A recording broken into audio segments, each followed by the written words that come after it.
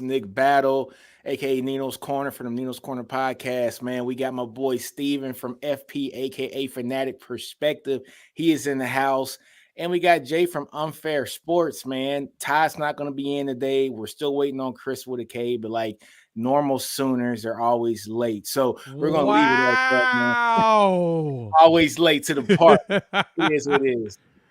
But yeah, man. Look, interesting topics for today, folks. But first off, let me hand this off to Steven. We haven't seen Steven in a while, man. Hey, Steven, tell everybody how happy you are to be back with us, man. Thrilled to be here, fellas. Jay, Nino, I'm making my debut on the SEC Connect, starting this platform with you, brothers. And I really, really, from the bottom of my heart, want to thank you both, Ty and Chris with a K, for carrying this thing and really getting the wheels off the ground, or whatever the term is, right? So I'm happy to be here. For those who are not familiar with me, Fanatic Perspective on YouTube, Twitter, the whole bit. You guys know my Texas football content and all that, but we're here to talk SEC ball, and that's where both our Texas Longhorns and our Oklahoma Sooners are moving to. So there's no better time to get immersed into this conference and everything that's in the inner workings than now. So really just excited to talk ball with y'all. Let's get it. Jay, what's going on, man? Any opening comments? Yeah. I'm glad you're here, Steve, man. I'm glad we were able to get you on and we're able to build this together. It's going to be fun. This is just the initial runs, folks. So as everybody's coming into the comments and joining the family, what's good, y'all? Don't worry. You're going to see a lot of cool stuff from us over the next yeah, that's too much right there for me, James. That's a level of we're gonna move on from that. But no, it's I'm excited having you here. Excited to see you, Nino, as usual. It's fun in the green room talking about all the craziness of being forced to relocate. But hey, we're about to relocate anyway. Sooners and Longhorns will be in the SEC, and we're gonna have some fun. We're gonna have some fun today. Most definitely. Hey, folks, so topics for today, man. I was going through some some texts with some of my homies, man, and they were talking about the Saban era. Has Kirby taken over the SEC? Is the Saban era over in Alabama? I have my thoughts on that one, so we'll talk about that. Also, SEC quarterback situations. This is something that Steven wants to talk about. I think this is going to be a really good one, too. I think my sleeper QB team is, you know what? I'm going to talk about that once we get to topic number 2. And topic number 3, team overviews. And but let's talk about Saban, folks. Is the Saban era over for the SEC? What do you guys think about that? What do you mean by is it over for because I mean, Georgia, obviously they've won back-to-back natties, right? And they've been the it squad as of recent. But are we talking about I just want to kind of frame what that is from a standpoint of consistently making the playoffs? Domination. No, they're not. No. If they're just talking about domination, no. I can't go there yet. I don't think they are as dominant sitting on the top of the mountain as they used to be, where it was just them and Clemson running it back every single year. No. But in terms of domination overall in the context of college football and still being one of the 4 best teams year in, year out, I don't think those days are over, even with them falling short of their goals last season. They were just in the national championship game the year before, right? Exactly. So that's I can't go all the way there. Steven, you make a great point. That's definitely a no. I'm gonna say it too. This Nick Saban era isn't. Now, as far as him dominating everybody, yes, that portion of it will be done. But them being in the running every year, when you have 9 5-stars based upon the 24/7 composite coming to your school from your last class, it's kind of hard for me to say that you're done.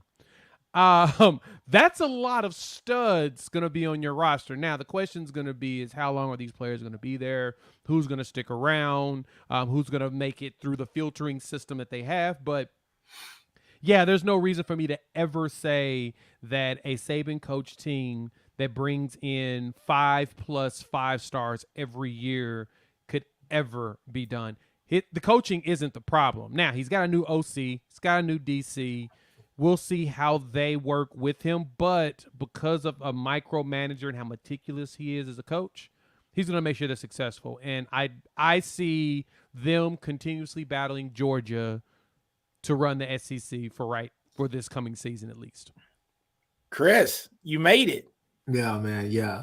No, I'll jump in and I'll just say it for what it is. Look, it really all depends on Tommy Rees, to be honest with you, if he's going to be dominant like he has in the past. For me, I mean, hell, I think we all are aware of, word being that Saban has his playbook. You got to run what's in that playbook. But can Rees come in there and modify it to the point where he's like, okay, yeah, I'm good with this as well. So if that's the case, then, I really feel like it's on Tommy Rees. Can Tommy Rees get the best out of that quarterback room? Because that's what it all rides on this year for sure, as far as how far they're going to go. I think Milroe, to me, is my favorite, but at the same time, Ty Simpson is going to be hard to keep out. And then you never know, those freshmen, one of those freshmen, you would think that they get out of this class with pop, right? So they're going to have some – I don't think skill position is really a worry.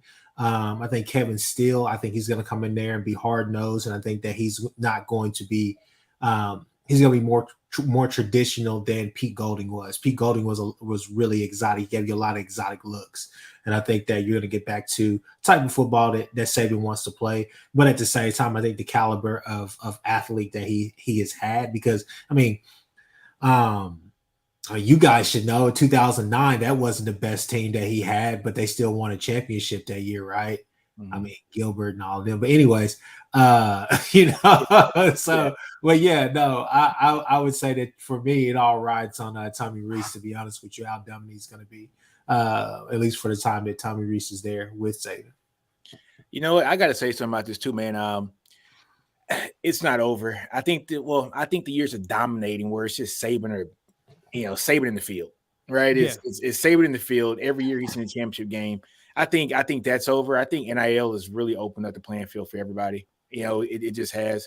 Like look at a team like Tennessee that kind of came out of nowhere, right? And a lot of that is now it's actually over the table, NIL money now, so. Sure. So I think that is kind of no longer Chick-fil-A bags. Yeah, man. Chick-fil-A bags instead of McDonald's, right? So, I think that's going to help out everything as well too. But I think Saban's going to have a bounce back year this year. And it's funny that I'm saying bounce back because last year he lost 2 games by a total of 4 points, right? But I think Alabama's going to have a hell of a season this year because I think Saban's going to get back to the basics. Mm-hmm. He's bringing in Steele. He's going to bring in, I think, a very basic defense that he knows is going to be successful. It's not going to be as exotic as what Pete Golding wanted to do this, want to do that. You just didn't know what Alabama's identity was last year on offense or defense. They were lost, I thought, in my opinion, and they still were a damn good team.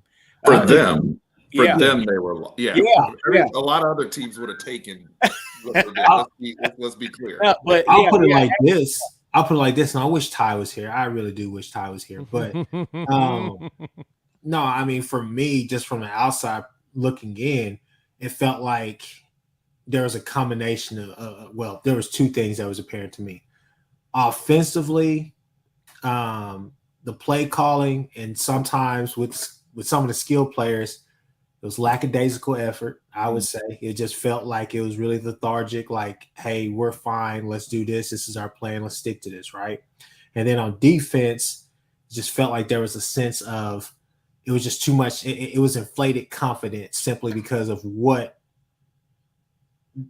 reputation that precedes them, right? So, I mean, go to the game against you guys. I mean, you guys had a lot of success against their secondary early and often, and like I told Ty after the game, and even and on pods that we've done recently, it just felt like Bama was, or Pete Golding or somebody in the building was too stubborn to actually change and get Jackson off of Worthy, who was getting burnt like the entire first half in those first 2 quarters. So Barbecue chicken. I mean, no, they wouldn't change anything. It was like, hey, no, our Joes are better than yours, and we're not going to make any adjustments.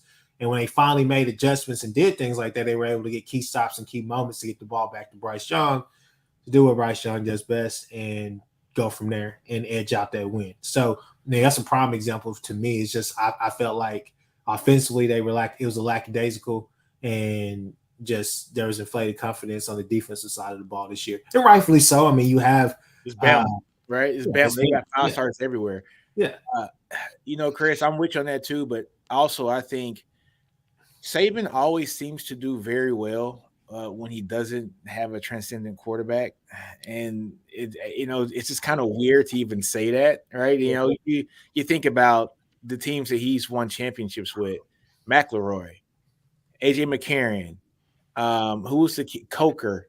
Think about that. That was 2 from McCarron, 1 from McElroy. Yeah, and then Hurts and Tua. Huh? Yeah, and then so Hurts and Tua. And so 1 out of those 5 are from no kidding NFL pedigree quarterbacks, with a Tua being the first round draft pick, Jalen just taking his team to the Super Bowl, and the rest have been pedestrian quarterbacks, because it's like it's the system that he wants to run. He wants to run the ball. We know Saban wants to ground and pound the ball, have great time management, take a lot of time off the clock, and then just let his defense pin their ears back, be a very disciplined defense, and just win. They have boring football. When they're boring football, they win crazy amounts, right? Just go look at the Bama versus LSU championship game. Was it 4 or 5 years ago when they won? What was it, 20-3 or something like that? It was the most boring championship game you can see. LSU didn't get past the 50-yard line for like 3 quarters, right? Mm-hmm. I mean, but that's the style of ball that I think Saban would prefer running, but the environment that these kids are grown up in won't let him run that kind of game plan anymore. Well, but Nino, I think those days are gone. Yeah, like across football, at least even the SEC. I mean, you the whole ground and pound mentality. Yeah, that may be what you prefer to do or what you want to do, but you have to embrace. Like even Stetson Bennett was a Heisman finalist because they had to throw the football, right? Like you can't be in these days anymore of we're going to hand it off to Eddie Lacy and Derrick Henry a million times and, just beat people up. Like that's just not saying you're not going to be physical in the trenches. That's not my point, but you have to be more dynamic in terms of, how you're running offense now. And Nick Saban's had to embrace that. But Steven, that's the beauty of bringing in somebody like Tommy Rees, where he's actually going to do more than what you had with Bill O'Brien. Look, as much as we want to sit here and clown Bill O'Brien, Mac Jones, and talk down on him, he's still an offensive guru. I mean, that guy can call a good game. I'm not going to say he's going to call a perfect game, but he can call a good game. Did you call him offensive guru? Look. He my whole thing is I've seen him. He's put together some stuff. Look, Penn State was amazing. They were okay. They weren't amazing. He did a really good job. He did what had happened. It was amazing. It was short. Yeah, off of what was going down. Yes, he did an amazing job. He made people think Christian Hackenberg was good. That's right. True. He sold him. Yes, he sold him first round. Some magical guru. Exactly. So, but I my only thing with Bob, and I've said this numerous times on him, is the problem is that he's trying to run a pro style offense with a bunch of college players that aren't mentally at the level to play at a college. Yeah. And Ty says this often, and when I watch and pay attention, I'm like, damn, that's exactly what it's a different way of me saying it is. He had to make running option routes, wide receiver, and everybody's doing a 6-yard curve, a curl. They're coming back, and none of them are recognizing that, we're all doing it. Maybe I should do something different. That's young players just you can't give them too many options. And it's like kids, Nino, I know you got kids, you understand. You give your kids 2 options. You give them more than that, they'll never pick. ever. You're sitting there for hours. They get 3 options. And they're gonna do nonstop. And that's And when you it's close not the door in their ass. right. But that's not. And not saying that these kids are like small children, but it's even as you get older, they're still adjusting to making a decision that won't get them in trouble. That's really the biggest thing, is because once you get into a Saban doghouse, you're done. You're done. And you don't ever want to. So they try to make sure they're making the right decision, the right choice. You've got to guide them. You can't let them. And so Bill likes to let his players think for themselves like NFL players think. Can't do And that I with want these to players yet. I want to add to Jay's point, because B.O.B. is an easy punching bag amongst a lot of football fans, not just Bama, not just Houston Texans fans. He's an easy punching bag. Right. However, to Jay's point, like, he's going to the New England Patriots now. I guarantee you, I'm not going to say guarantee, that's strong, but the New England Patriots, going off of what they did with Matt Patricia and that whole mess, and Judge Joe Brown, or whoever that guy is, now that they're going to B.O.B., they're actually going to look more functional in an NFL setting with the thing is also the other reason why B.O.B. has terrible PR, by the way, because people are still adding in his time as a GM into him as a play caller and offensive mind. And those are two different things. It's almost like you have to assess him as two different people. So, yeah, Bill O'Brien, that was the GM of the Houston Texans, was the disaster. Bill O'Brien as an offensive guy, it's a much more nuanced conversation. And he wasn't also coming off of, you're following up Steve Sarkisian, who we just mentioned in the chat was Mac Jones, was the most recent quarterback to win a national championship, right? And it's a disappointment to have a quarterback as good as Bryce Young that they had and not win one in his 2 years of starting.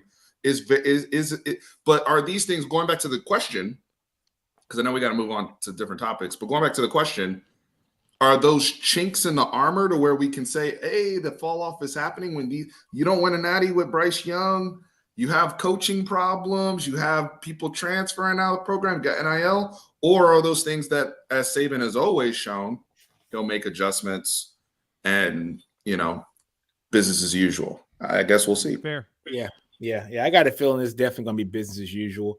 Just like I said, like that was a comment that came up during the chat today with some of my friends, but yeah, man, it's just a chink in the armor. He's going to be fine. We all know Saban is the greatest college football coach, I think, of all time. For D1 sports, it just is what it is. To do what he's done in this era of football, where the competition is no kidding all over across D1. Not to say nothing about Bear Bryant, but the best competition was not playing at Alabama and Auburn. When he was first coaching, the best competition was at Alabama A&M, Alabama State, Grambling, Southern. That's where all the best competition was. And so Saban has had to not only, play against the best competition week in and week out, he's dominated at that level as well. Yeah. So what Nino just said is, if you weren't coaching brothers or playing against brothers half the time, then you're disqualified from the GOAT competition. For what it is, bro. Say it for what I mean, let's be honest. Let's keep it a buck. Hey, but honestly, Bear Bryant took his team out west to make sure that they got their ass kicked by a team that was integrated, so that he can show the boosters in Alabama that I need some of those dudes on my team too. They just kicked my ass. That's right? Beautiful. That's beautiful. He's not Saban's the GOAT. No disrespect. It's not disrespectful to say it's that. Not. It's not. It's no disrespect to say Alabama has the 1 and 2 greatest. Yeah, he's on Mount Rushmore. Yeah, how about that? Yeah, definitely. They got the best coach of all time and probably the second greatest coach of all time too. And that damn school. Damn, I hate Alabama. It is what it is. All right, SEC quarterback situations. I know Steven wanted to talk about this, but I got to bring up one thing, Steven. When it comes to the SEC quarterback situations, one sneaky team I think that is going to be very, very interesting and intriguing, I think it's going to be Kentucky. They're getting Devin Leary from NC State. And in 2021 season, he threw for about 4,200 yards, I think 35 touchdowns, 7 picks. He only played 6 or 7 games last year. He got hurt. He was on a nice slope to do some great things there as well. But he got hurt last year. I think Kentucky is going to be a school that could potentially have a first-round draft pick this year in Levis, and potentially a first or second-round pick next year with their new quarterback as well. So I think they're going to be a sneaky team when it comes to just the whole quarterback situation. But Steven, over to you, man. Yeah, so I think this period of quarterbacks, when we look at the entire conference, it's interesting because the normal powers, for the most part, outside of LSU, because they bring back Jaden Daniels, and we'll see what happens, with Nuss too, because Nuss was looking great, right? And so they're going to have a whole thing there, but we know that room is strong enough to where Walker Howard transferred out, and now he's at Ole Miss with Spencer Sanders and and all those other guys. So they got like 80 quarterbacks on that roster, dude. I don't know what the hell they're doing at Ole Miss. They don't even know what they're doing. Oh my gosh! And they still have who they moving to wide receiver? They still got Jackson Dart, who was the starting quarterback last year. Starting quarterback last year. Yeah. Who has all the tools? Who has all the tools, man? So but I think it's interesting though, because the teams that are actually returning their guy, right? Arkansas, with KJ, right? South Carolina has your former quarterback, Spencer Rattler running it back. Yeah. Right. And got to get the tape. Got to get more tape. Per Chris, he's Pat Mahomes like. I like I told y'all, man, I'm still high on Spencer, and I still think that he has the best arm in the nation. I'll put it like that, and that's all I got to say. I like. Not even gonna argue with you about it. Not even gonna argue with you about it. Are you talking about power? Huh? I'm just talking about just to be able to make all the throws. It's outrageous. Because I don't know if he's Joe Milton strong. Because Joe Milton will throw the ball through your chest. But here's the thing. We've seen what Spencer Rattler can do. Spencer Rattler's bounced around to one school. He's bounced to one school, but hey, he's had success there. Joe Milton has never had success over a season. I haven't seen that yet. He can throw a ball a mile. He hasn't. I'm just saying strength. Uncle Rico can do the same thing, but we saw where he was at too. So I'm just letting you know. I'm not really worried about Joe Milton. Chris, I told y'all I'm not gonna argue with y'all about it. Spencer Rattler is gonna get drafted. He's gonna be he's getting drafted. Gonna be fine. I told y'all I'm not arguing with y'all about that. All right. It's look. He has the best arm in the nation. He has the best arm in the nation. I'm standing by it. So he has a better arm than Caleb Williams. You can say that with a straight face? Yes. Look, go back and watch the tape. Watch the tape. Watch the film. Let me straighten up on my seat real quick. I'm just talking about just raw talent. Let me straighten out. Yeah, we're talking about arm talent.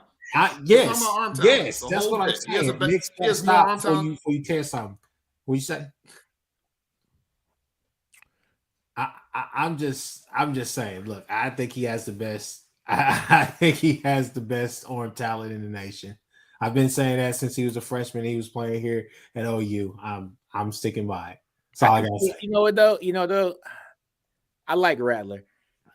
Best arm in the nation is a stretch, but I could easily put him in top 5 arm in the nation. Easy. I'm not saying he doesn't have an arm, but I want to be the other way. And I'm not trying to say that he's in the top 5, top 10 quarterbacks in the nation. I'm just saying I'm talking about raw ability alone. I think I think he has the best arm. I mean, some of the throws that he's made, seeing him at OU and then seeing him.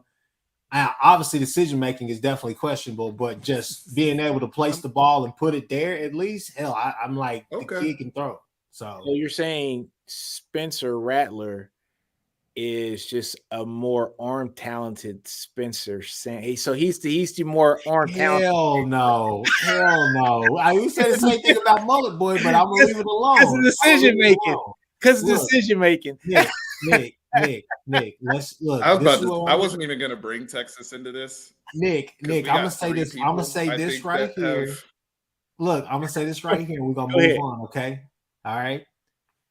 This is Steven's first show with us. Okay, this is his first show back with us. I don't want to do it. I don't want to violate Steven in any type of way tonight. I don't want to do that. This is his first. Steven, exactly. He said that. He said that out loud. Out loud. I don't want to clown Steven. I don't want to hurt Steven's feelings. He said I don't violate. He said that out loud too. Let me tell you something. I don't want to do that right now. You can't call him Mullet Boy no more. He don't have no mullet no more, man. He got a nice little Caesar going on right now. You know what I'm saying? I'm just letting you know. He got that crew cut. He got that he got the crew cut. Yeah, he got that Arnie hairstyle. That NSYNC hairstyle. He got that police officer license and registration. All he needs is some aviators, baby. California right there. Necklace right now, and that boy be straight up. You know what I'm saying? You guys are crazy. But getting back to the conversation, is it Jaden or is it Spencer who's the best quarterback you guys think in the SEC? Ooh. As of right now, going to next season. Man, I mean, you could make an argument for KJ too, right? Or Will Rogers. No, I don't. Damn, y'all are off the KJ. Off the KJ train like immediately. No, I mean, I like him, but there's levels to this, right? You know what I'm saying? And he doesn't have the arm talent that Spencer has. Spencer's problem is up here. He gets his own way sometimes. The arm talent, I'm with Chris on this. He has unbelievable arm talent. Joe Milton does too, but I just haven't seen him. We haven't seen enough of it. Well, we've seen 3 games of him after he got benched over a year ago, and most recently, just the last 3 games because Hooker got hurt. He looked like he's finally got some touch. Mm-hmm. Now, I'm not saying it's all the way there. That was his problem. He could throw it like 200 yards. He just couldn't touch it. 80 yards in Somebody said that if he didn't play quarterback, he'd be a javelin thrower in the Olympics and he hit somebody in the stands. So that's how much of a rocket the dude had. But I think that he's one to consider. But honestly, you're probably right on that, Nick. I think it might be Spencer might be the best arm talent right now in the SEC. In the SEC. I don't know about Spencer arm talent wise over Connor Weigman. Yes. Yeah.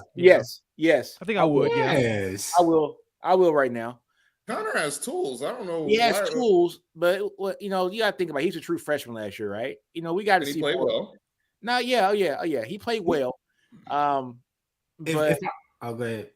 Nah, it's Spencer. Spencer has more arm talent than Connor. If I could jump in here and just talk about KJ Jefferson for a second, please. KJ Jefferson, who's the offensive coordinator there now? I swear, it's Brow. No. Who is it? Browse just left. Browse just left. Stand by. Jay's looking it up. Yeah, look it up, Jay. I forgot, man. Dan Enos. Okay. Wow. Okay, so you have to come in there and give him the Cam Newton treatment. You have to use his skills. You have to use his body. You have to put him in a situation that he's going to be in full command of that offense. I think they try to do that, obviously, with Browse. I don't know where that disconnect really happened. Not saying they had like a disconnect where they were arguing or anything like that, but whatever the magic that they had 2 years ago or 2 seasons ago, it didn't take shape on the field this past season. My whole thing for him, I think that I think you really have to. I mean, obviously they were running like an RPO style offense. Yeah, they're running a lot of veer and shoot. That was what they were doing. Yeah. Well, I think you gotta get to a situation where you're having him run the ball a lot more to kind of open up, and your run game has to help him out this year for sure. Like it has to be, top shape because I don't know. And plus, it really hurt him not having a true deep threat with Burks or whoever else was out there because it really hurt him not having that. They thought that Jaden Hazelwood was going to be that, and we all kept saying, look, Jaden Hazelwood has talent, but after that knee injury, especially, he can't create separation, and that's kind of been a knock. No, he ran like a 4.7 at the combine. Yeah, so remember, Dan Enos was also the OC over at Maryland the last couple of years. But the only thing about that, though, that's Mike Locksley. I mean, he's an offensive guy. So, Yeah. so was Enos calling the plays there, or was he just OC in name? That's a good question. You know what That's a I'm good saying? question. So, how much is that going to help KJ, right? Let's Well, make how a much did he note. learn? Let's make a note to investigate the Enos Yeah. thing Next week a we'll little talk about further. Enos next week. Yeah, because it's interesting. But I want to go back to something about what Chris said. I mean, the Arkansas was off to a good start last season. They got ranked in the top 10, the famous Sam Pittman press conference. They felt really good. And you look at some of the situations, even the situation that happened at AT&T last year against Texas A&M. One of the things, I want to get really specific about this. KJ Jefferson, I felt like the offense they were running last year suit him just fine. Just fine for his skill set. I felt like he ran a lot. Here's the problem. He tries to do too much. So when you're over here trying to extend the ball from the 5-yard line, like there's certain things where he has to mature as a football player and a decision maker on the field. I think he's a great leader off the field. I think when KJ's rolling and he's hitting his deep throws and you're mixing in the run package stuff, he is really, really difficult to defend. We've seen that. Dino and I saw that firsthand when we went to Fayette now. But we have to understand that some of this stuff is not necessarily scheme or it's more so like, dude, like you're every game you're doing 2 or 3 plays. There's 2 or 3 snaps that are chaotic as F. And that is deterring you from being what you could potentially be. I mean, that Texas A&M game is a prime example of the good and the ugly. That A&M runs the ball, but 99 yards for that never should have happened. No, but I mean that was the same thing against that FCS school. I mean, when I was watching that game, and I was like, obviously they came back and they won the game, and we could sit here and say, oh, how do you find yourself in a situation? But my problem was what I saw.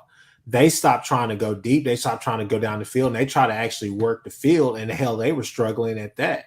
And I was like, hell, he can't complete a pass. They can't catch a pass.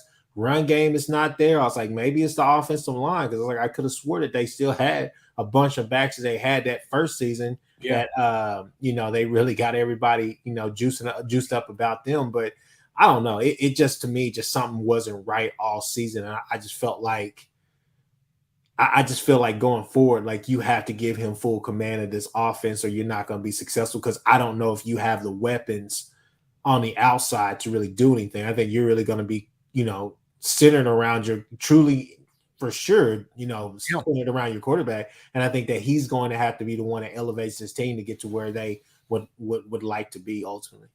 And that's the problem, I think, with Arkansas is Arkansas hasn't been able to keep up in recruiting like a lot of other SEC schools. We're used to seeing Arkansas get some studs, where there's McFadden, where they've always had a nice crop of studs coming in that were really good players. They haven't been able to recruit at that level in quite some time. They still got some top 25 recruiting classes. It's just, they're not. Let's be honest. It's Arkansas rated. Yeah. I mean, that's the thing we got to put in perspective here is that they're going to get like 1 or 2 stud 4-stars that a lot of schools want, but that's about it.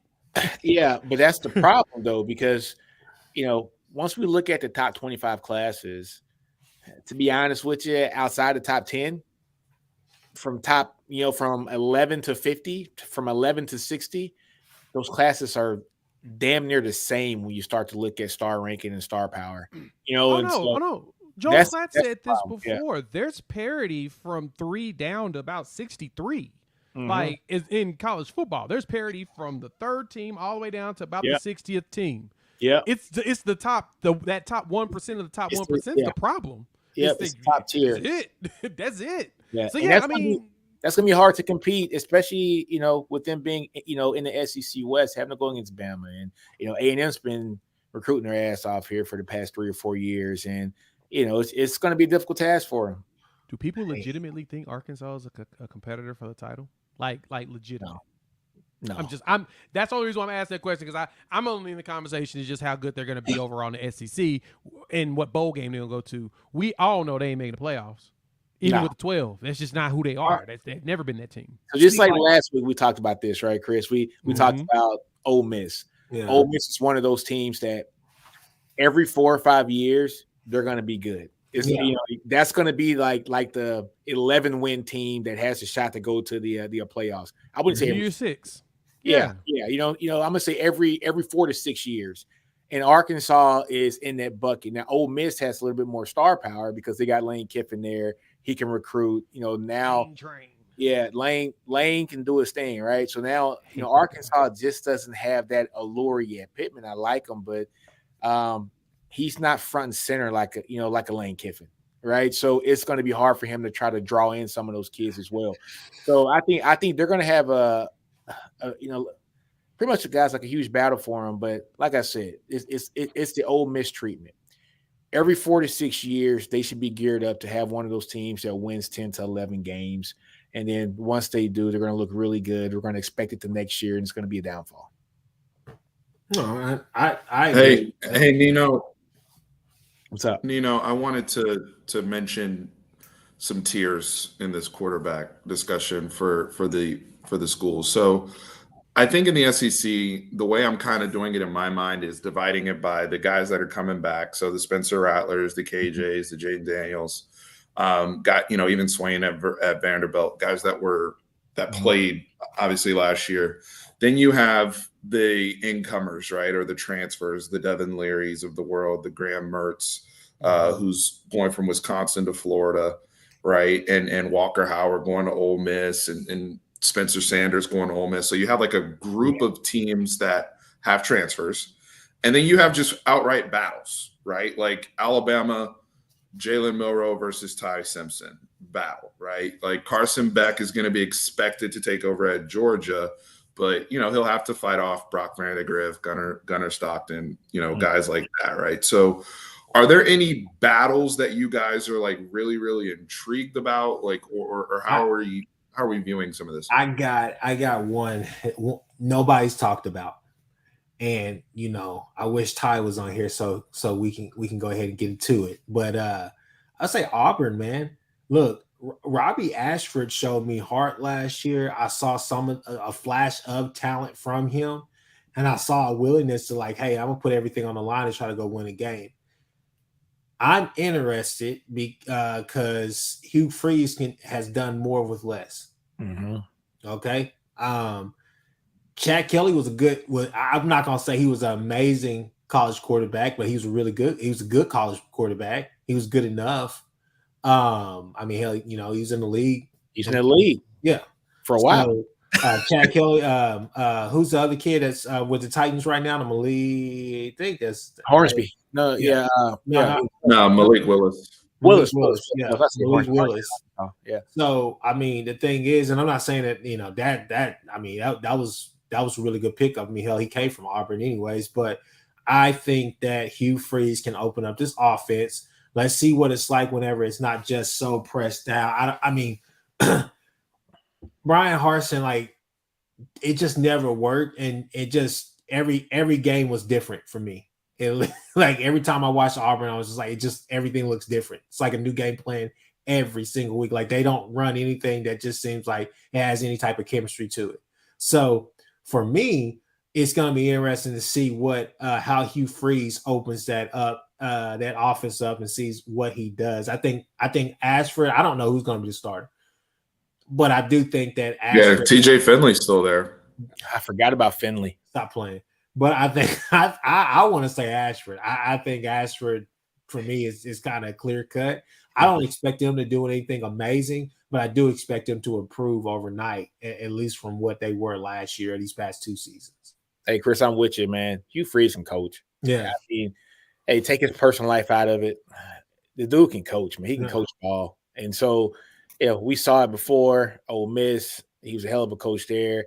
Auburn has way more resources. I mean, he's going to turn that team around. I'm literally 2 or 3 years, that team's going to be a completely different team. So him actually keeping Cadillac on staff too as well, man. That's just so great for that team, man. Yeah, take his personal life out of it, folks. Hugh Freeze is going to coach his butt off at Auburn. They're going to be a whole different team than what we've been used to seeing over the past 3 or 4 years. I mean, I root for the underdog sometimes. I know you guys do a lot. But I would say, Steve, you see these? You see this, man? If you go down there, I know Jay is gonna laugh at me, Nick is gonna laugh at me because I said this, I think last week or a few weeks ago. I like what I saw from Vandy last year, and I think that I'm trying to tell you, I'm just saying it. Don't kill the messenger. I'm just saying that. Hey guys, how can I mute somebody on StreamYard? Just go ahead and hit that remove button, kick him down to purgatory in the green room for a couple minutes. That's gonna be his. Yeah. We're gonna do that to this man. All right, Steve, you can go. I'm done. All right. On that note, we're gonna stop talking about the quarterback situation. We're gonna talk about team overview since Chris wants to bring up Vanderbilt in football. So it is what it is. Vanderbilt is playing right now, I guess, in NIT right now, so they're actually doing pretty good, I think, right now. But is what it is. Team overviews. Shout out to Coach Stackhouse. Yeah. So team overviews. One team I thought is going to be very intriguing for me, man. It's Mississippi State. Yes. Losing Mike Leach is huge. I mean, it's big to lose a guy that's that great at what he does. Mike Leach is probably going to be a Hall of Famer.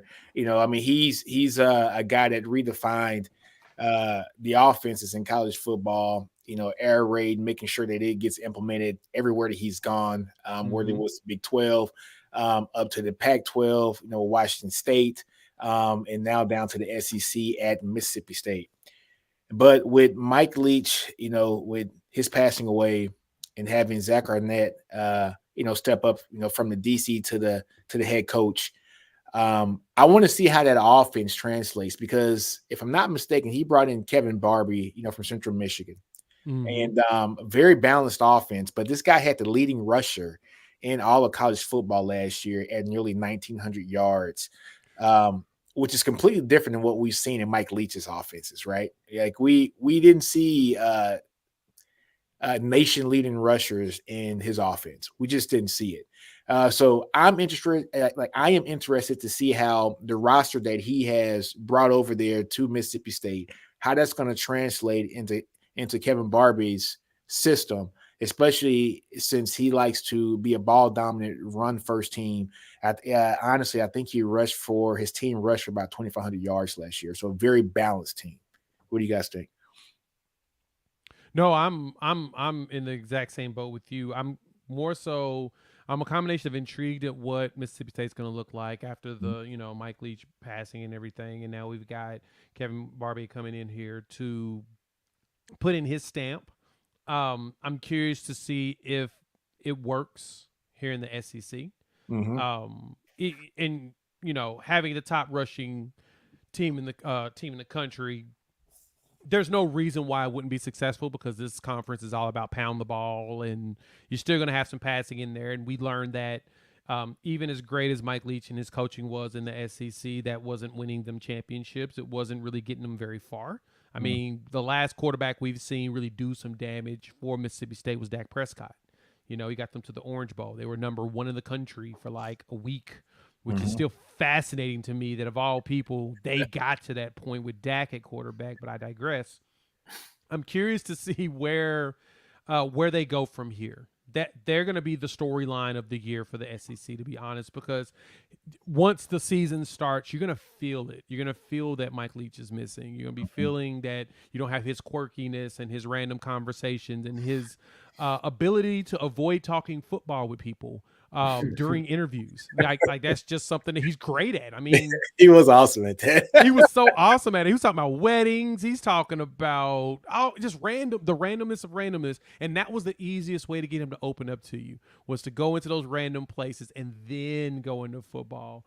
I read an article by Spencer Hall from SB Nation where he went out on a fishing expedition with Coach Leach, and my God, it's a read. The dude is just complicated and all over the place, but they didn't talk football for the majority of the time he was there. It's just fascinating how he is. But anyway, I want to see what this turns out to be, what their offense looks like, and if Barbie can be successful in the SEC there. That's one storyline I'm big on. The other one's going to be, can LSU do it again?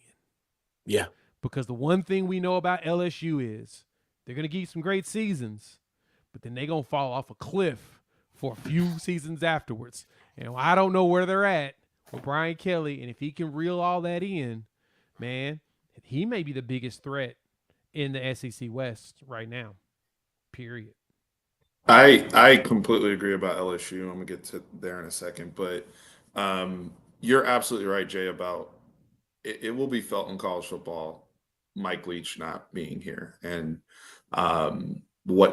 just one of the most unique people we've ever had in our sport as a coach, and whether we saw him a lot at Tech, all of us here. You guys had him at OU, obviously, and his time at Washington State and now Mississippi State. So that's going to be tough. I mean, we did the previous segment, we were talking about quarterbacks, and if Mike Leach was still alive and here today, Will Rogers would be number one on that list, because Will Rogers is approaching 11,000 career passing yards. He's over almost at 100 touchdowns. He's at almost 11,000 passing yards That's for his ridiculous. career. And he still has another season. So like Will Rogers would have been, like, if you think about it from a statistical standpoint, like he would have been the obvious choice. But now with, like you said, with the adjustment to coaches and philosophical change in scheme, what does that mean for Will Rogers? What does he look like in this completely different offense? We know what he looked like in air raid, right? When they're throwing the ball 65 times a game. Mm-hmm. So, all of that shift is going to be very, very interesting, because to play football that way, you still need to have very, very good offensive line play. Mm-hmm. And I think Mississippi State was able to circumvent some of those things because of Leach and running air raid, where it's not really familiar in the SEC. And it's like Navy running the option in a different conference, right? Like it throws you off. So if they're moving back to this other place, when you go and play at Georgia, or even at Texas A&M and their defensive line, it's gonna be hard to run outside zone the way you thought you could run outside zone, right? And I was just gonna say, but I think the question is did he do an overhaul of the staff, or is the staff pretty much the same with the same principles? Well, yeah, it's the same staff, but you're bringing in a brand new OC. This is going to be his offense, and that's the thing. So that's I was just going to say that's kind of the problem for me. And I mean, I think that I would agree with Steven for once. I mean, look, the thing about it is that, does Will Rogers go from gunslinger to game manager overnight? Does he go from throwing it all around, doing everything he wants with it, with like Pat Mahomes, to just being Alex Smith, So that's kind of what that's kind of the fear that you have. Yeah. Yeah. Hey, Steven, but to jump on your comment about LSU, I'm with you on that too as well.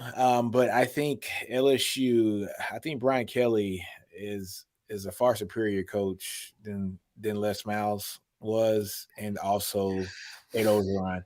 And I know both of them got championships. I get it. But there's a reason why. It wasn't because of them though. Yeah, honestly, you got to. No, Saban's still their best coach.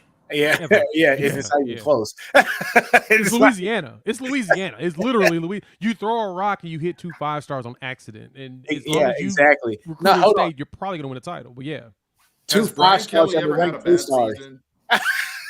Huh? Has Brian Kelly ever had a bad season as a head coach? I don't think he had. I don't look him up right now. Honestly, I don't think seriously. I think he's going to kick ass up there next year again. And, I think this year was like the filling out process. I think the kids were starting to, do I believe in him or not kind of thing, because he came in with the whole fake attitude and the whole fake accent, and kids see through that. Parents see through that. I'm from Louisiana, and I'm going to tell you something. When we saw that, we're like, what the hell is this dude's problem, man? We're like, that ain't what we do. And so I think that took a little bit of filling out time. And so once the kids started to believe, you saw what they were able to do during the season. And that's why I believe when they beat Alabama, and Brian Kelly came out there crying and everything. He was sobbing. I think he kind of won over some of those kids after that game, right? And so, it is what it is. I don't think he's going to have a bad season next year. I look for them to 10-2 next year. He's going to have more power now. One second, Jay. He's going to have more power now because he came in and won immediately. Yeah. He came in and they won games, right? They won games immediately. Bro, they had a freaking sex scandal going on, and then they went to the hey, and nobody talked about it. Nobody talked about it. We're not going to talk about that here. That is wild. And went and dropped like 80 points on Purdue like savages, yo. In the middle of a scandal. Hey, man, in the middle of a scandal. In the middle of it. I don't know what it is. All right, Brian Kelly, 19 years as a coach. He's had 8 seasons that he did not win 10 games out of the 19 years he's been coaching. Also, he's only had 2 losing seasons his entire career, in 2016 at Notre Dame and his first year as a coach at Central Michigan in 2004. Every year has been a winning season. Yeah, they're not going to – look here, like you said, Jay, you could throw a rock in the state of Louisiana and hit a 5-star. If you're standing in Baton Rouge, you could throw a rock probably 20 yards and hit 3 or 4 5-stars that are ranked 3 stars. That are ranked 3 stars in the state because they don't go to camps. You know what I'm saying? Right, so they can't afford to go to camps. So combine what you two are saying, right? So Nino, you're talking about the fertile recruiting ground of Louisiana and all of that's there, regardless of who's coaching. It's Louisiana, right, Nino? Yep. Jay, you just brought up the evidence, the receipts of BK before LSU. No Louisiana. Look at his record, right? So if we're combining somebody that doesn't lose with talent, you see where I'm going? Yeah. I'm there. I smell what the rock is cooking here. Yeah. If you smell, I'm gonna tell you what, man. Those kids just want somebody to believe in. I got a cousin who's going to Colorado who was committed to LSU. He loved Coach O. So when Coach O got fired, he decommitted. But Coach O was a player's coach. The recruits loved Coach O. They loved him. They love it, the way he talks. He is Louisiana. You know what I'm saying? He is LA all day. You know what I mean? My uncle actually played college football with him. So I mean, he is LA all day. He's been like that, since he was born, probably, right? I mean, just the accent, and then his little scandal too, and his little boo thing too. So I think he got some street cred too with his players, with his little girlfriend that he had. You didn't see that, Jay? Mm-mm. Oh, I seen you the article. Yeah, he was dating like a 25-year-old, like grad student or something. But Coach, we talking about Coach O, right? Yeah. So I was in Vegas last week for March Madness. Me and my buddies, we go every year to watch the tourney and stuff. And I'm at a craps table hanging out. We're talking, one of the dealers was talking. We were chit-chatting, asked me my daughter. My daughter goes to LSU or whatever. And the guy next to me is like, LSU? He's like, man, you won't believe who I just saw walking out of the Cosmopolitan with a good little 25, 26-year-old. I was like, who? Coach O. He's in Vegas right now, kicking it. I'm like, you lying. He's like, nope. I saw him. He graveled at me and kept walking. And I was in tears. Like, yeah, he likes him young. Yeah. So getting back to Hank's comment here, look what Tulane did with Louisiana talent against a bought roster in USC. Yeah. Tulane's going to have their starting running back from this year, who's a junior. He just declared for the draft. Of course, he's going to be a 3rd, 4th round pick. They got a linebacker. He's going to be an excellent player in the NFL. Yeah. Ajay, he's going to be an excellent player in the NFL. He's amazing. They got a great linebacker there too as well, who's going to be a day 2 pick probably. And that's all Louisiana talent. And a lot of that talent from Tulane really comes from New Orleans. I mean, because it's right there. Mama can come see her son play every weekend. They, that school recruits a certain type of player too, because you got to be kind of smart to get there. So they're a different kind of animal in their conference, but just like Haynes said, look what they did with that LA talent against everybody they played. And so I was giving Chris hell last year, when Tulane kind of came in and took you guys to double overtime or whatever. But it is what it is, man. Hey, Chris, I apologize, man. They just had a lot of talent. I appreciate you for being a bigger guy today, bro. It's exactly. This is I'll be a big guy today, but OU still sucks. But it is what it is. Okay. Okay. Here we go. I'm gonna chill out on it because I know that we said that we were gonna get off of here at 8, and like I said, I just want Steven to ease back in here. Steven, I have a lot of material for you. I've been waiting on you. Don't violate me, please. I've been waiting on you. Wow, we're going back there again. I've been waiting on you, Steven. I'm just letting you know. Guess we should wrap this up. Put a bow on it. Wrap it up, man. It's not making people uncomfortable. We're talking about Coach O's boo things and everything. We can't talk about that, man. All right, man. It is what it is. Hey, man. We talked about the booty sex scandal, during a bowl game. I mean, you are coaching your ass off if you drop 80 on somebody with during a scandal. Oh man, I missed you guys. Man. Missed you too, man. I'm glad to have you. Glad you're in. Man. It's gonna be fun. We're gonna have fun. And no, James, you're lying. There's gonna be a lot of violations happening. We're here to have fun on this one. So talking about sex scandals and stuff. So all right, man. Until next week, folks. We'll see you guys next week. Same time, same channel. The SEC Connect with myself, Ty Hayes, Steven, Chris with a K, and Jay. We out. Horns always up, though. Bye. Oh.